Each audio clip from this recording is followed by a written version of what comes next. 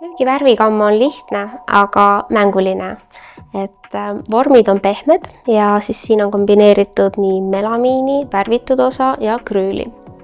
Aga lõbusaks selle köögi teevad need punased käepidemed, et natuke oleks siin sellist karakterit ja kogu see üldmulje mõjuks vabalt ja lõbusalt. Kuna iseäras pigem elavad suuremad pered, siis kasutasime siin suurt jahekappi ja sügavkülm on eraldi. Siin köögis siis kasutasime päris palju nutikaid ja mugavaid funktsioone. Näiteks kui sa tahad avada prügikasti, aga su käed on natuke mustad, siis käib see väga lihtsalt ühe jalaliigutusega ja ligipääs prügikastile on olemas.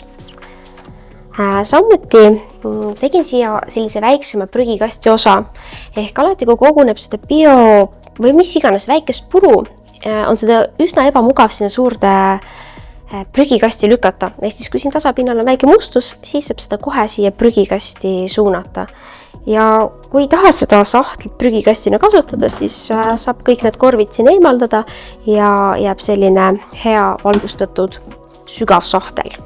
Ülemised kapid avanevad mugavalt ühe väikse liigutusega, eriti mugav, kui oled lühemat kasvu ja ei ulata seda nii-öelda alla tõmmata, siis saad taaskord ühe nupuvajutusega selle kapi kinni panna.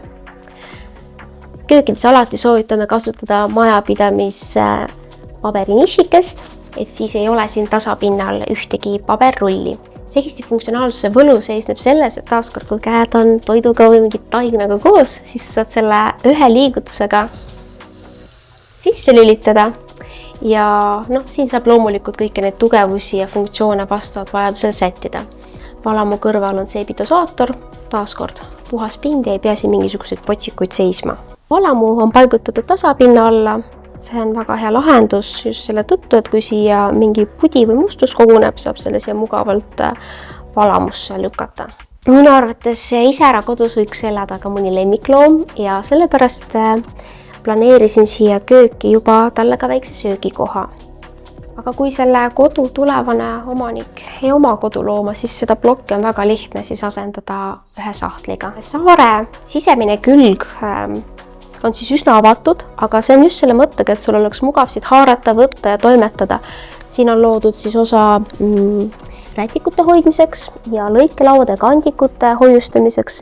Et asju ei pea peitma, vaid oluline on köögis ennast mugavalt tunda ja kõik on käeulatuses olemas. Saare teisel küljel saab istuda, et alati arvestame sellise 30 cm sügavuse, et saab siia tooli alla lükata ja mugavalt siin istuda ja kui parasjagu mitte kokata, siis miks mitte malet mängida.